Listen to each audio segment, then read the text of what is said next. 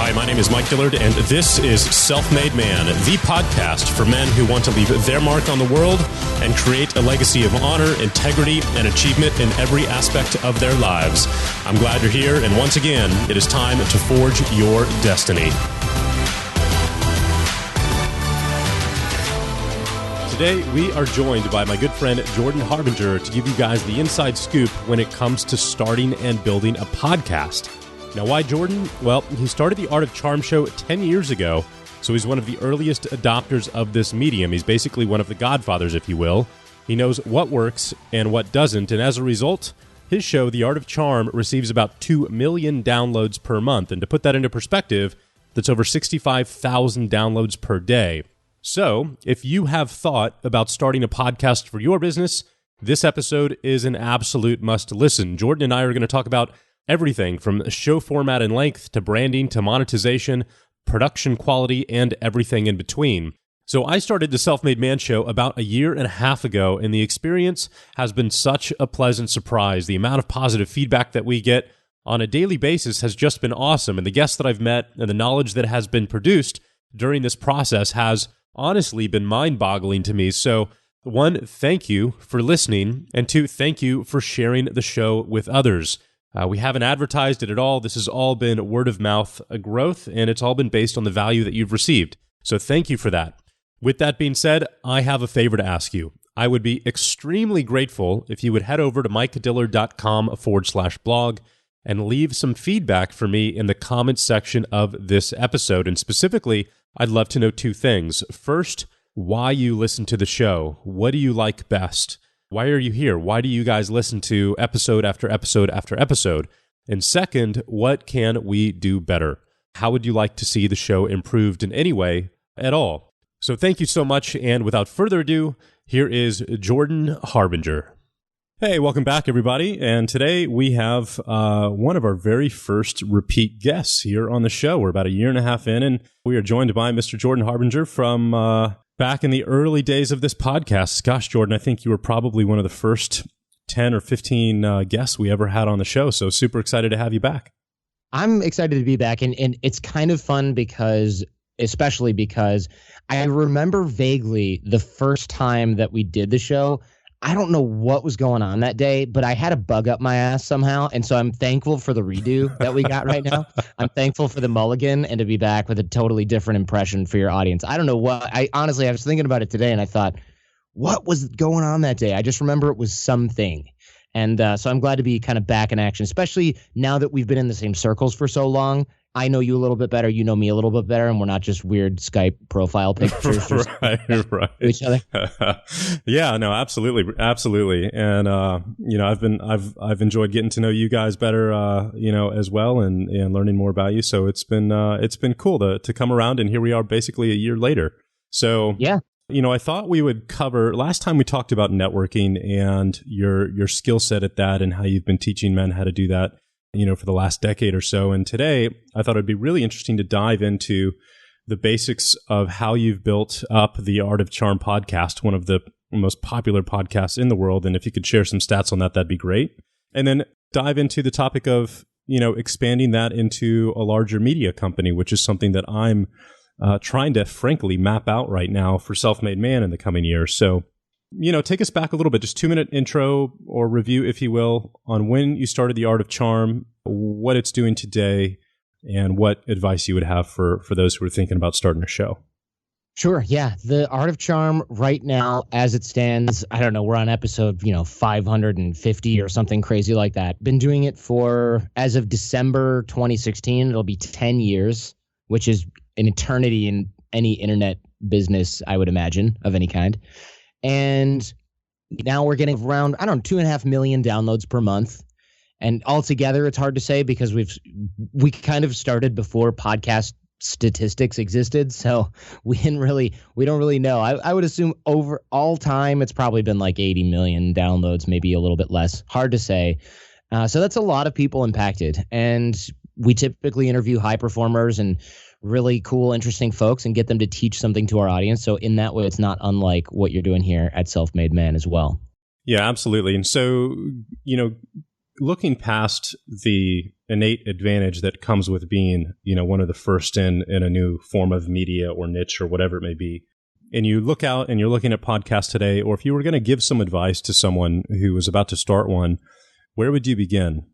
I mean, for me, this is like not a great award-winning answer here, and it usually doesn't make me any friends, but I think podcasting is a tough medium for a lot of reasons. It's a great medium for a lot of reasons, but it's a very tough medium for a lot of reasons. It's really hard to discover new shows. It's really hard to share shows. It's really a lot of content that needs to be produced. It's very in-depth and long format, which is great for some people, and for other people, it's a nightmare. So if you're just getting into producing content, I would say, hey, YouTube's a great option, right? Or even a blog, although blogs have very low ROI these days. For podcasting, though, you need to be the kind of person, this is before starting growing, I feel like you need to be the kind of person who is really into diving deep into whatever subject you're going to talk about, because nobody really wants a 5-minute long podcast. People have experimented with that. The statistics do not show that those are very popular. Long format shows are better, 20 to 30 minutes. And it doesn't sound like that long, but it's also not that short if you don't know what you're doing. And you can only fill so much of it with fluff, small talk, and jokes. The bulk of it has to be content because it's such a competitive landscape. So before you decide to start a show just because everyone else is doing it, look at the type of content producer that you are. And also bear in mind that it's going to take a while to get good at delivering this type of content in an audio-only format. And on top of that, your skill set's going to be growing for a really long time. There might be a really long learning curve for some people to be able to really doing this. Additionally, you can't outsource it. You can outsource production and editing and uploading, all that stuff like we do. But with YouTube and podcasting, it's unlike blogs or other books type content, because you can't hire a ghostwriter to do your whole show for you. You just can't. And that makes it tough to scale in many ways, right? So that said, the best things about podcasting are that your audience, once they find you, there's not a lot of distractions. There's not a lot of things popping up on their screen while they're listening to get them to go do something else. There might be notifications, but audio is a very good secondary activity. You can do it while you're lifting weights. You can do it while you're driving. You can do it while you're trying to take a nap. You can do it while you're walking around with a dog. You can do it at pretty much any time. You can do it on an airplane. I mean, there's so many different ways to do it. It requires very low power.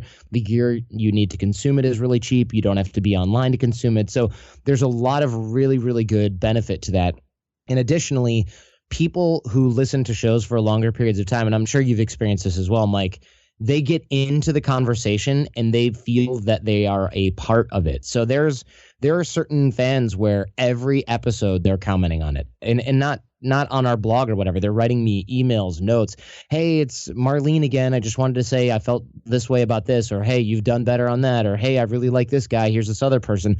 So people get really into it. And I just don't see that with very many YouTube videos. I see a lot of, I ROFL'd on this one, LOL. Like those are the comments you get on YouTube videos, right? And even when you get people arguing, it's usually in YouTube comments. It's very seldom civil. I find that the audience for podcasts is more intelligent generally than for something really, really quick and simple to consume like social media posts or really short videos. And that's one of the reasons why you see really sharp content creators like Stephen J. Dubner and James Altucher and Tim Ferriss sticking with podcasting and not trying to become YouTube celebrities. Interesting. When you look out at the landscape right now, if I had to start a podcast today, there's really two approaches that you could take.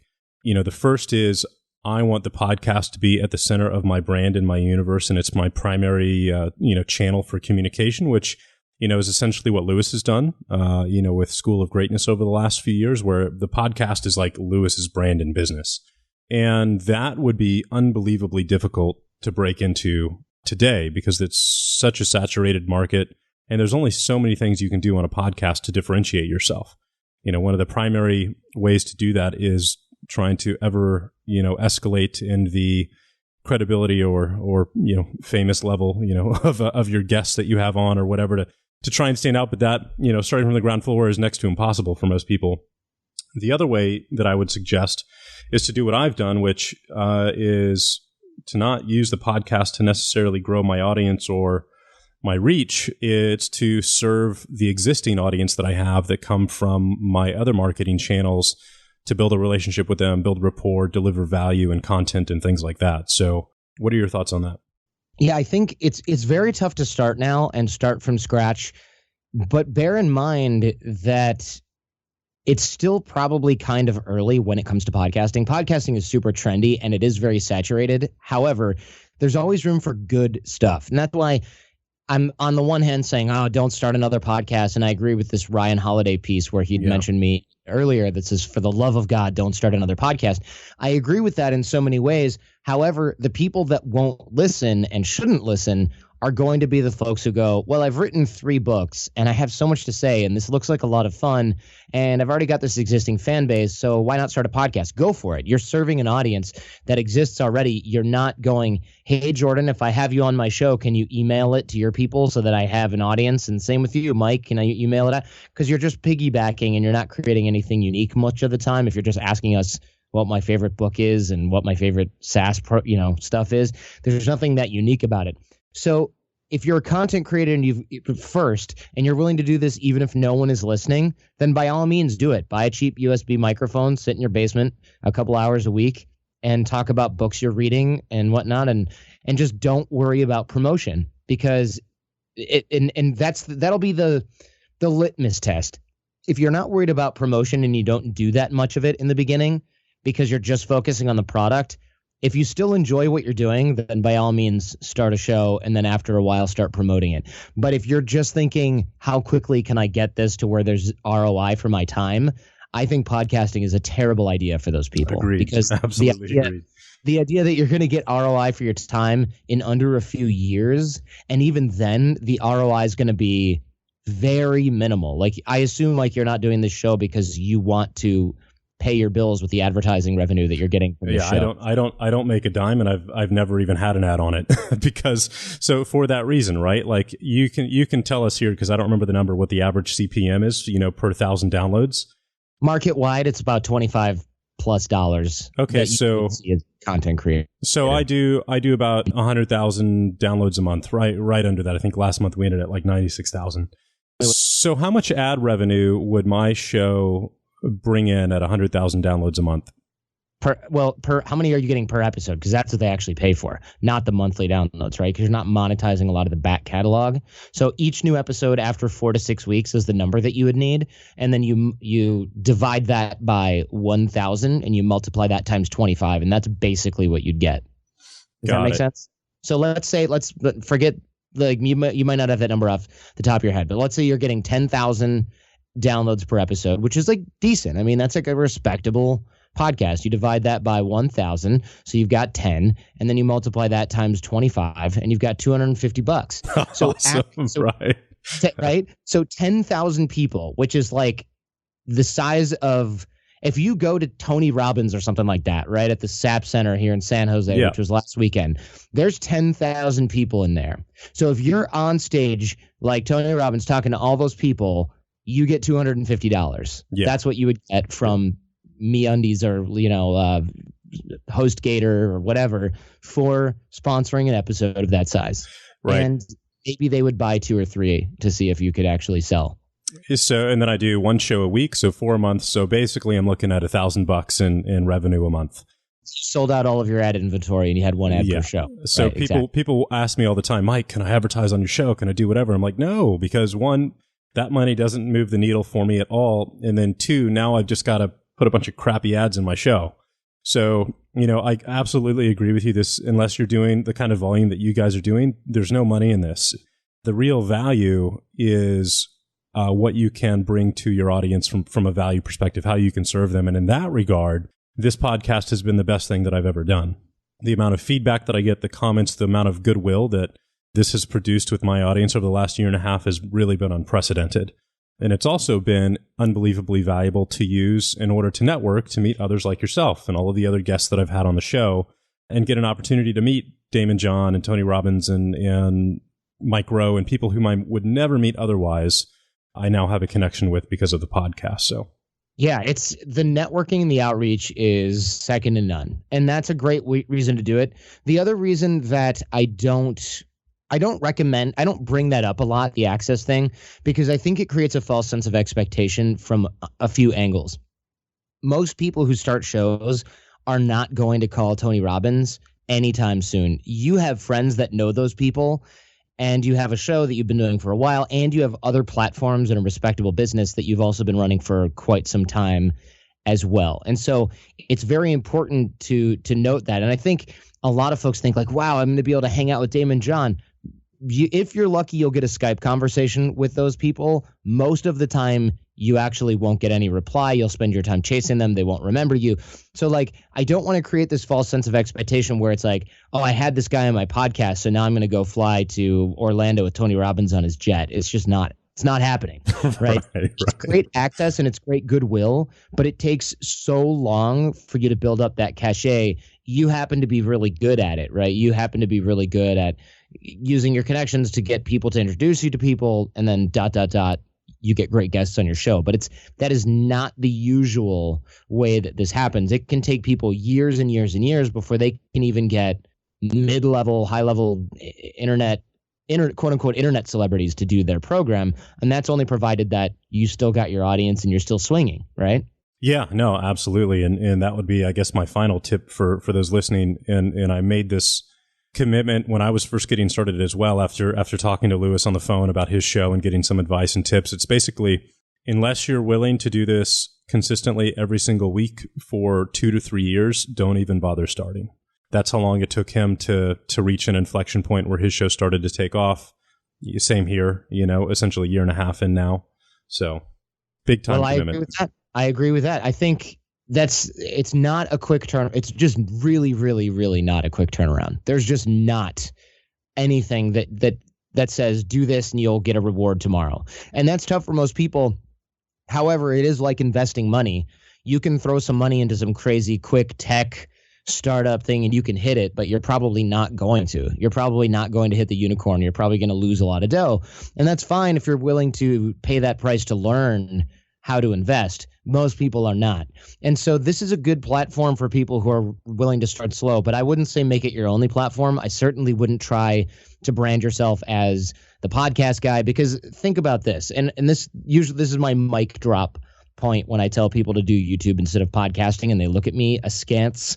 And it is, tell your grandma or your mom or your old aunt to look something up on YouTube and she'll go, oh, okay. And then she'll whip out her smartphone and do it, or she'll write it down and do it when she gets home, right? Tell them to get a podcast and they've never listened to a podcast. How many steps are we talking about here? Go to the App Store, download a podcatcher, or, on your phone, you probably have the podcast app. You probably don't know where it is. It's probably on your third screen or something. So click that, then go to search and then search for The Art of Charm. And then once it says The Art of Charm, you find the one. Oh, no, not that one. Oh, wait, no, that's somebody else. Okay, yeah, there's the one. That's our show art. Click that. Now click subscribe. Now download this one and then listen to it. Oh, you're going to need your headphones. Yeah, now you control it like your iPod. What? I mean, come on.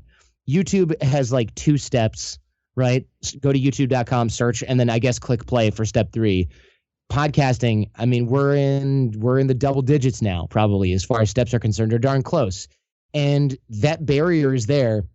And it's great because it's kind of a cool walled garden for your audience, like I said before, but it is not good for rapid viral growth. There's just no such thing as a viral podcast. It's like an oxymoron. Agreed. One of the big subjects that I've been focusing on for the last month or two here personally is, what does the future look like for SelfMade Man? I've got this hydroponics company I've been building for 2 years. That's going to get ready to launch here probably in the next 12 months. And in order to pull that off, it's going to switch from taking up 10% of my time to taking up 90% of my time. And yet, on the other hand, all of that is being fueled by, the course sales and the book sales from my publishing company and from SelfMade Man, which has just gotten a bunch of fantastic momentum over the last 12 months that I would be an idiot to just drop and walk away from. So I've been trying to figure out, how do I turn SelfMade Man into an actual brand and a media company that somebody else can take over, and that's not the Mike Dillard show, if you will? Is it an e-learning platform like Creative Live? Is it, an internet marketing company, which it is now, or is it something different? So it's obviously a path I haven't gone down before, and I am very curious to get your thoughts on how you can take a brand like SelfMade and turn it into a little niche brand into a really big brand, a real brand, right? Right. I mean, that happened essentially by accident in many ways with the Art of Charm. What we did is we started the show. It started to get popular. We thought, what's happening right now? Right. And yeah, what's actually going on here? And we started to teach people what they wanted to learn from us by listening to our fans. And eventually that turned into a training company, which is, of course, then turned into product services, our live boot camps in LA, where people come in from all over the world to learn the skills that we talk about here on the show from our coaching team, which is like an entirely different wing of the business. And so you essentially have to figure out what it is that and this is not going to shock anybody who runs a business, but you have to figure out what your potential customers want. And you're doing the right thing by listening to what people are asking you for on the show. And then you're going to want to build a team around that. And that happened with us kind of by accident. So the head of the coaching team, AJ, used to be the co-host of the show. The show started off as a hobby. We ended up on the radio. We started to take it more seriously on satellite radio. We started to take it more seriously. And, a decade later, here we are. However, it still runs in many ways much like a coaching company when you look at it from the team in LA, and a media company when you look at it from the team here in San Jose. And it's going to be tough because, again, you can't outsource your voice here on the show. You could hire a different host, but are they going to be able to do it as well as you are right now? That's the question that you will be struggling at some point to answer, or maybe you already know that it can't be done. Yeah, that's the one piece that I would expect to keep and continue with, because you're correct. I mean, once you're the host of your show, you're kind of the host of your show. And I guess the focus is, how do you make the brand not so directly associated with me and only me? And how do you bring in other names and experts under the umbrella, right? And so I think that's pretty self-explanatory. But from a media perspective, have you guys done anything to grow Art of Charm and to really widen your audience, if you will, whether that's through television or through PR, or do you just rely on paid media buys? What's y'all's primary advertising channel? We don't do any of that stuff, actually. Well, I shouldn't say we don't do any. We don't do any paid media buys so far. But I guess we probably have a tiny paid acquisition thing now that I think about it. It's just not so straightforward that I didn't even think about it. But yeah, we usually work on content marketing in terms of the blog that gets people to come to the site, which gets people on the mailing list, which gets them interested in the podcast, and the podcast gets people interested in the mailing list. So it was important for us to have these like two, what would you call it? Growth vectors is probably too fancy a term, but the list is growing, the blog is growing, and the podcast is growing, and they're all helping each other grow. That was important. Word of mouth was really important. And back in the day, less so now, but back in the day, you could put out really good quality and people would find you and stick with you. And that's true today to a lesser extent, because things are so saturated. It's hard for people to go, I'm going to listen to this Art of Charm show, because people go, Art of Charm, oh, I'm already really charming. And then they just skip on down to something that's like get rich quick overnight, and they download that instead, right? Because that's what they think they're looking for. So we try to have really great guests on there that maybe we'll promote some with their audience, but usually we don't rely on that. Usually we rely on the fact that somebody along the lines will say, 5 people have told me to listen to this Art of Charm thing, all for different reasons. I'm finally going to check it out. And they do, and they go, oh my gosh, where you been all my life? And we rely on that. But that's a crappy way to grow, because it takes a long time for someone to convert. However, once they're in, we'd like to think they're in. So there's going to be better ways for us to generate and retain audience. But for now, what that involves, we're not doing the whole like, let's write 17 books on different topics and then have them all come back to the show. I realize that a lot of podcasters are doing that. I think there's probably some benefit to that, but I also think that if your content is not amazing, you're going to have a retention problem, and you have to address that before you start growing. And in order to grow, you really need those multiple vectors growing at the same time that all point in different directions. And as the market for podcasting grows, and as more people discover these things over the years, and that market share is growing, the more you're going to find, oh, okay, now I can tell people what a podcast is, and I don't have to spend 10 minutes explaining it. And YouTube had that same thing, and podcasting will also have that point eventually, I think, because I'll tell you, a few years ago, 3, 4, 5 plus years ago, people say, what do you do? And I go, well, do you know what a podcast is? And they had 50-50, maybe even less than that. No, I don't know. What is that? Now, if I say, do you know what a podcast is? And part of that is me having moved to Silicon Valley, but this still happens everywhere. Do you know what a podcast is? Yeah, of course. is what I usually get. And occasionally I get, not really, but it's from the people that you would expect not to know, right? Family parties and things like that. So create great content, have multiple vectors that grow at the same time, probably work on your paid acquisition as well. And also just continue to upgrade your craft, and you'll find that your retention will stick. And, doing other shows like this helps as well. Do you have a strategy? I can't remember the name of the term that I use for this, unfortunately, right now. But essentially, do you have a strategy to maximize the value that your podcast episodes produce? And here's why I bring that up. I was looking back through the blog roll, if you will, of all the episodes and people we've interviewed over the last year and a half, and I'm like, holy crap. Like, the amount of value contained in these free episodes is absolutely ridiculous. And unfortunately, even though podcasts have a really long tail, 80, 90% of the listeners are going to hear an episode in the first, let's say, 2 to 3 months, and then it starts to tail off. But it doesn't mean that podcast doesn't have any less amount of value to someone who hasn't heard it yet. And, same when it comes to the power of introducing new people to the show. So I'm like, how can we increase the return, if you will, on investment for each of these shows by putting summaries in written format, aggregating or distributing those articles, whether it's putting them up on YouTube or Instagram or whatever, to where you're really maximizing the amount of leverage that you get from each show. And so far, I don't have a process for that, and I'm wondering if you do. That's a great question, and I totally understand what you mean, right? You do a Damon John episode in 2010 or something, and then it's just sitting there not getting very much love. We do have Instagram. I'm not totally sure how that works with us because I don't handle it at all, which is awesome. And we do put some of our shows up on YouTube, even if it's just the audio, to get those search results, and somebody manages that as well.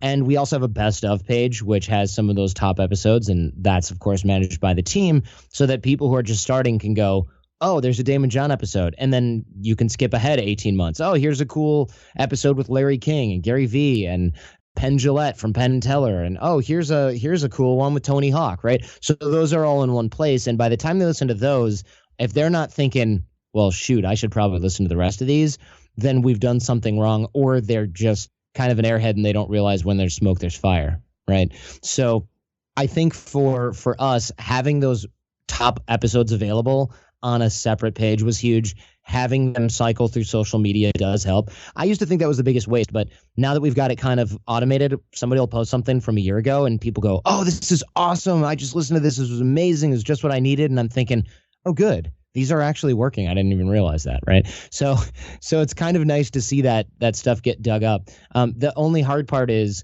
anything you recorded a year ago, 2 years ago, is not even remotely near, most likely, the quality of what you're doing now. And that's even true for me. I look at stuff that I did in 2014 and I'm just like, oh, face palm, right? And that was 8 years in or something like that for me. So I look at the last 2 years and I see this exponential growth in how good we're able to produce and how well we're able to produce the show, how the quality, the type of quality is just going through the roof.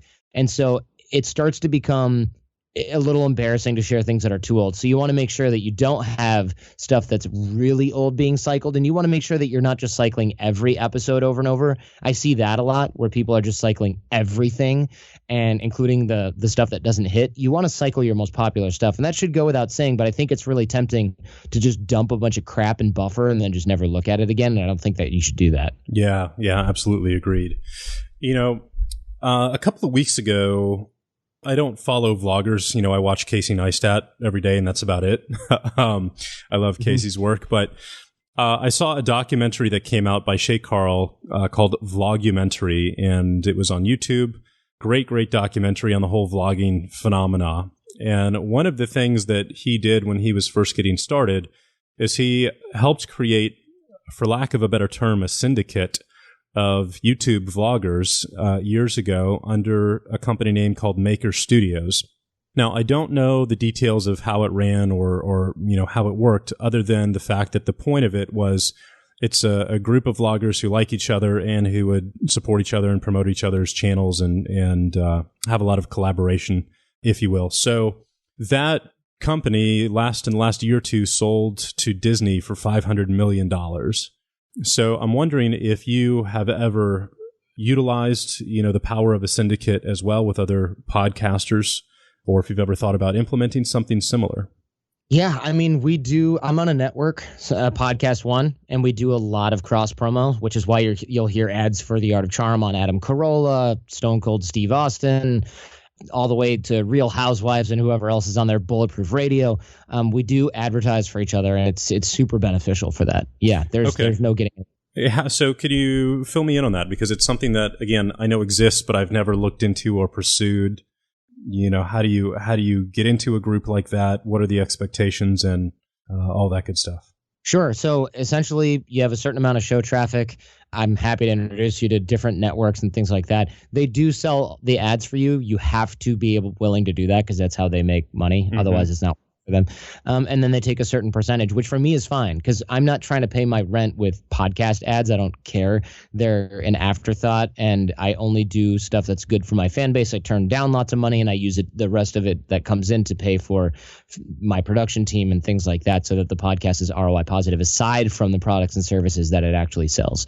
And you'll end up with the traffic, a nice little traffic circle there, and it probably works really, really well for vloggers and those things like that you said. They promote each other and they build these massive audiences, and so to control that, you've got millions and millions of people in certain demographics watching and listening to those ads. So that's very valuable. Podcast One is definitely worth tens of millions of dollars if I had to speculate, just based on the amount of traffic that they can point to something and the amount of ads that they are able to sell and the amount of influence that they're willing to that they're able to wield. And that's only growing as the network grows and as the podcasting as a medium grows over time. So it's really not that hard. The problem is a lot of people try to start their own networks and then nothing gets done. I was on a network with a bunch of other podcasters for a while, and they just didn't do anything. I put a label on mine that said I was part of some other network, and that was it. I never got any ads from them. I got a couple of intros that I probably could have gotten by reaching out on Facebook. We never advertised for each other because there were a lot of people competing with each other. So that's the problem. It can't be controlled by another podcaster who's going to bias his own show or favor his own show. Right. Bias against others, which is what we had going there. And it can't be run by a bunch of people who've got their own businesses and things like that to worry about. It has to be the business or it's not going to grow. And that's the problem I see with a lot of these. It's like blog rings. Remember blog rings from way back in the day? I'll link to your blog if you link to mine. That's fine. But if I'm only linking to my friends' blogs and I'm still expecting everyone else to link to me, well, you got kind of a little problem here, right? It either has to be a pyramid at that point, or you've got some other issues involved. So it has to be managed professionally. It has to be, you got to enforce the advertising. Otherwise, it's free riding becomes a problem and it becomes useless and people bounce, which is what happened at this other network. I think it has, the person who ran it, I think, is the only person who's still in it. You've mentioned quite a few times today how important the quality of the show is and the production values and things like that.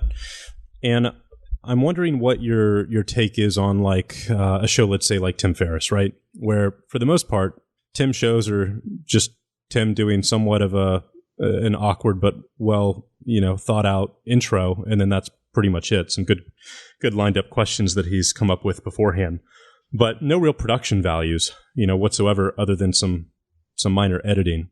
But at the end of the day, is it just content is king? And yeah, I mean, what you're hearing, and I hope this is public, otherwise I just effed up. What you're hearing from Tim is after it goes through my producer. So my producer is the one that handles Tim's production. So it is minimal in that there's no like explosion, right? Radio, right? And there's no right. They don't do that, but that's not what I mean by production. What I mean is clean audio, well-produced interviews that are well prepared and good conversation. I don't mean like explosions, sound effects. Okay. All right. Effects. That stuff is irrelevant in my opinion. I ditched all my musical beds. I ditched all that stuff, and the show's only gotten more popular. To some degree, you have to be aware that like, look, this is a show, so you don't just want like, oh, hi, I'm in my house now and I'm going to do the show. Like, you want to make it a show. It's got to be a show, but it doesn't have to be so ridiculous. Don't follow the radio format. That's designed for people who are going to listen for 2.5 minutes. I think that's the average attention span on the radio. You're looking at 45 minutes. Jump into the conversation, have the conversation. The personality and the preparation of the interviewer are going to be far more important than the amount of cool sound effects that you have on your soundboard that you're running during the show. Cool. So so content is king, but only up to a point. If you've got If you got Tony Robbins' voice in one ear and your voice is in the other ear and it's in stereo because you didn't mix down to mono, you're going to drive people crazy and they're going to hate you. So at some point, you've got to have like this certain baseline where the audio's clean. There's not a bunch of cars. It's not hard to hear. There's not a bunch of wind in the microphone. The end, right? Don't worry about it after that certain baseline. I geek out a little bit. I've got really nice microphones. I've got like a wooden audio desk in my house and acoustic panels because I work in here all day.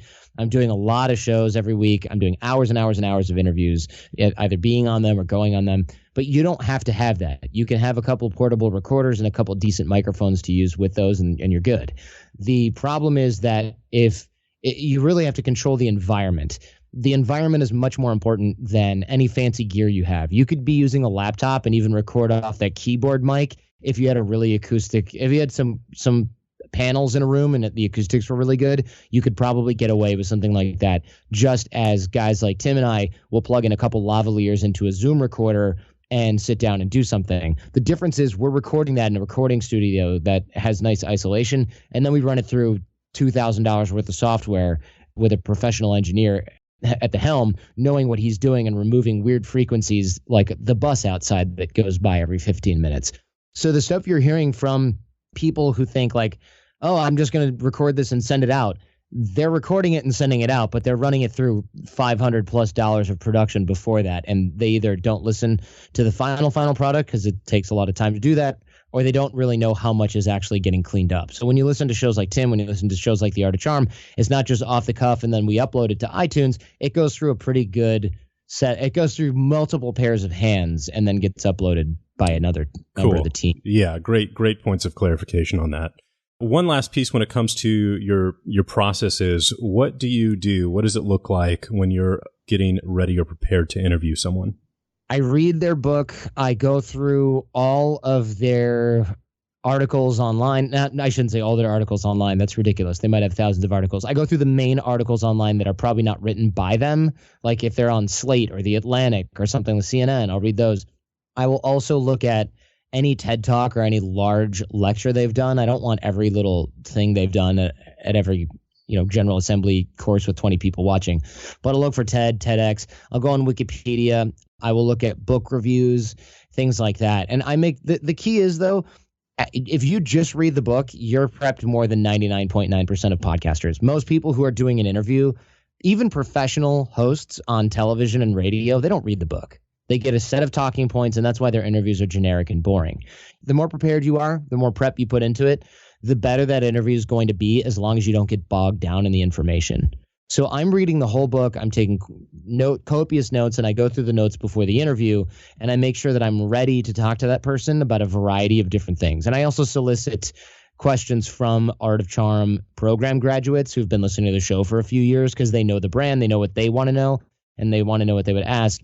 And by keeping it private, it's not only a chance for the AOC family and program grads to get their questions into these well-known folks, but also you don't get questions like, ask them this weird thing, and it's just somebody who saw your post on Facebook and has never heard your show, and they're not going to ask something that's going to fit your brand because they don't know or care about it. But your diehard fans, if you have some sort of focus group that you can talk to, that's maybe like 20 of your diehard fans, even if only half of them respond to anything and only 5 of them have good questions, you've got 5 people who've maybe been following Tony Hawk for 20 years. Right? Or 15 years. They know everything about him. So, of course, I want those guys to ask their questions. And that's been super helpful as well. But if you just read the book, which 90+% of people who are listening to this right now are like, hell no, I'm not reading the book for everybody I interview. That's fine. I did that for a long time. I was like, I don't read the book and I'm fine. And now that I read the book, I've gotten so many more people writing in and going, I don't know what you did, but the show is amazing now. And my close friends are going, yeah, you can totally tell you read the book now. You can totally tell that you read the book. And it's really obvious. And people try to do it with the media cheat sheet, but that just makes you a commodity, really. Well, so that's why I was asking you, because I was very curious to see if you had your assistant do your prep, right? Where she or he would send you a 2 or 3 page summary doc. No, that's lazy. And I know that some people do that and they've got their reasons, but I'll tell you what. Your assistant doesn't conduct the show.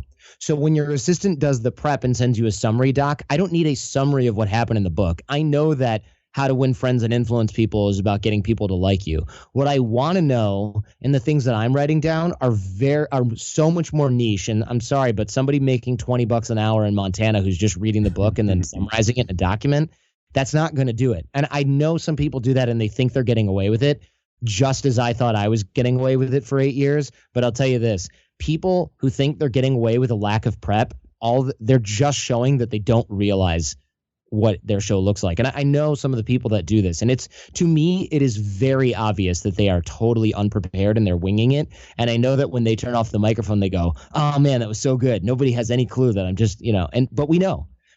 And they definitely know if they listen to that show and then they listen to the episode of that with that same person on Art of Charm or Tim Ferriss, because the level of preparation is so different that it smacks you right across the face. That's what I was looking for. Because I have a feeling that you're absolutely correct on the assumption there with the vast majority of interviews. So that is super, super helpful. I've always debated, hey, should I get an assistant to do this for me since I don't have a whole day to dedicate? But I will take your advice on that. So that's awesome. I mean, look, you can get a summary and it's going to say, astronaut Mike Massimino, yeah, he trained for a long time. He went to really good schools. He went to the space program. He got rejected. He applied again. He had eyesight problems. Then he applied again, and then he didn't get picked for spacewalking, and then ... something happened, and he did get picked for spacewalking, and then he repaired the Hubble. The end. That's what a summary looks like. But I'm looking for, that's so weird that he mentioned that he grew up in Oceanside, Long Island. I wonder if he knows Shep Gordon, who also grew up there. Let me ask him that. And then before the show, I'm talking about Oceanside, and he goes, "Oh yeah, I remember." And we went to the and I'm like, "Oh my gosh, I got to introduce you to this other guy." All right, after the show, we'll do that. And then I go, "And by the way, I know that you'd mentioned in the book you were on an episode of The Big Bang Theory. When you showed up and you're this astronaut and blah blah, and you don't get that from a book summary because your assistant is not putting that stuff in there because it's largely irrelevant to what the topic is of the book, which is space travel. But I don't care about that. I'm making a show. It's about a person." Right. So if your assistant was so good at summarizing a book that she know what to put in a summary, then she's in the wrong business, because she should be doing your entire show, because you're basically useless at that point, unless you're a comedian and you're so funny you can't be replaced. But generally, the prep is as much a part of the craft of the show as actually talking. And anybody who thinks that their job is just to talk into a microphone is completely replaceable. Yeah, agreed. Well, brother, this has been filled with just a ton of wisdom from all of your years of experience on this that I have personally found unbelievably valuable. And this freaking hour flew by. Yeah, it's gone by so quick. But obviously, people can go connect with you at the Art of Charm and through the podcast. But do you guys have anything exciting coming up here in the next year that you want to share with anyone? Yeah, I mean, what we do and what we have going right now, we've got, well, by the way, if people are new to the show and they haven't heard The Art of Charm before, I'd love for them to check out what we've got. You're already listening to a podcast. You already know how to get there. You can go to theartofcharm.com. But we also have a challenge which helps people learn how to develop relationships, networking skills for business and personal reasons. And we've been having just an awesome time with that. There's thousands of people taking it at the same time. And we discuss things like reading body language, nonverbal communication, science of attraction, negotiation techniques, networking, mentorship, influence, persuasion tactics, basically everything that we teach here at The Art of Charm. And people also, if you're driving right now, and you can go to theartofcharm.com, I prefer you text and drive. And you can text, if you're in the States, you can text CHARMED, CHARMED, to 33444, and we'll send a bunch of that stuff to you. So the challenge is it's called the Art of Charm Challenge, and it's really, really cool and really, really fun. And it's really great to see people breaking out of their shell and starting to apply the things they're learning in the episodes, because otherwise it's just like, there's a difference between book smart and street smart, right? We're trying to get you a little bit of both. Yeah. Awesome. Well, Jordan, this was a real pleasure. I'm so excited to have you on here, almost a year later. And This was super valuable for anyone who's got a podcast or who's looking to start one. And I got to tell you, I get probably 2 to 3 questions around that every week. In fact, right. I just got one from one of our previous guests, Mike from Freshly.com, the founder of Freshly, who's thinking about starting a podcast. And I've got a call with him scheduled next week. So I'm going to be sending him this episode, and it was super valuable. So thanks so much again. Best of luck in all of your endeavors, guys. Go check out artofcharm.com and get involved with Jordan and what they're doing there. And We'll see you next week. Take care.